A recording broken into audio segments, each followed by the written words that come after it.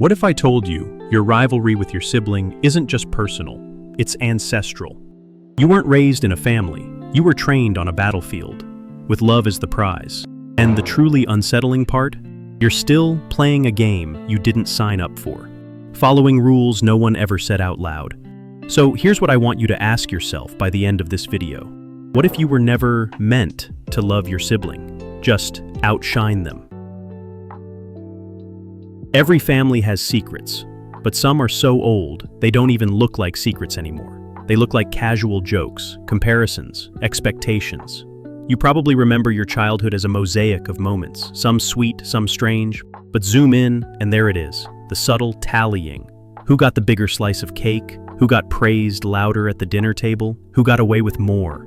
It didn't always feel like war, but it felt like a quiet audition for love. And it wasn't just your imagination. Meet the family ghost of competition. It doesn't knock, it whispers.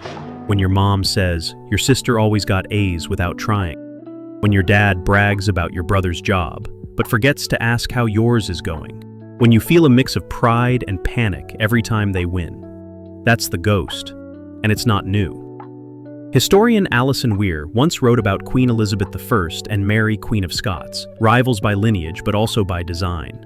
Their entire kingdoms played out a drama of whose crown, whose body, whose voice mattered more. That wasn't rivalry, that was inheritance. See, families don't hand out rulebooks, but every family has one. The unspoken sibling handbook. You didn't get a copy, but you memorized the rules. Rule number 1, thou shalt always appear happy for your sibling, but privately wonder if you're falling behind. Rule number 2, if your sibling cries, offer comfort, but also feel weirdly relieved it wasn't you this time. Rule number 3, compete, quietly, constantly. If this sounds familiar, it's because the game started long before you were born. Psychologist Murray Bowen called this multigenerational transmission. Not just traits, but emotional processes passed like heirlooms. If your mom had a sister who always won, she learned to measure closeness through comparison. If your grandfather was the middle child who got ignored unless he excelled, he passed on that ache, maybe without ever meaning to. Your parents might have grown up in homes where affection was a reward, not a right. Their success? Earned. Their love? Ranked. And without knowing it, they passed down that emotional software to you. On her 51st birthday, I got my mom a necklace. She smiled, then said, your sister gave me something just like this, only hers had a sapphire. I laughed. She meant no harm, but part of me never forgot. Let me ask you something. Have you ever left a family gathering and felt both full and hollow? Like your siblings' stories were cheered and yours landed like soft applause? Think of your sibling and that moment right now. Did you feel a slight drop in your stomach like a failed elevator?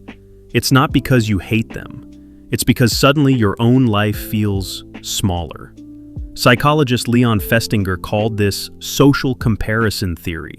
We measure ourselves sideways, especially against those who were raised in the same emotional soil. It's like an emotional stock market. Your sibling's success goes up, and without warning, your self-worth hits the dirt. Or maybe it's subtler. You're praised for being the responsible one, but somehow that always means being the one who helps, not the one who's celebrated. Your sibling? The talented one, the pretty one, and you're the artistic one, or the difficult one. Family roles don't just stick, they stain. So what was your role? And more importantly, when did you first feel like love had to be earned by outperforming someone you also loved? Drop it in the comments. I promise, you're not the only one haunted by that question. Now this is where it gets tragic.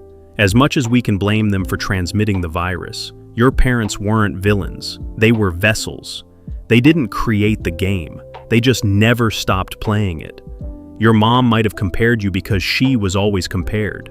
Your dad might have pushed you because no one ever said, I'm proud of you, unless he brought home a trophy. They passed the virus thinking it was medicine. They were survivors, running old emotional software, and you were the beta testers. That's why breaking free from the family ghost of competition doesn't mean confrontation. It means awareness. It means finally realizing this war didn't start with you, but it can end with you.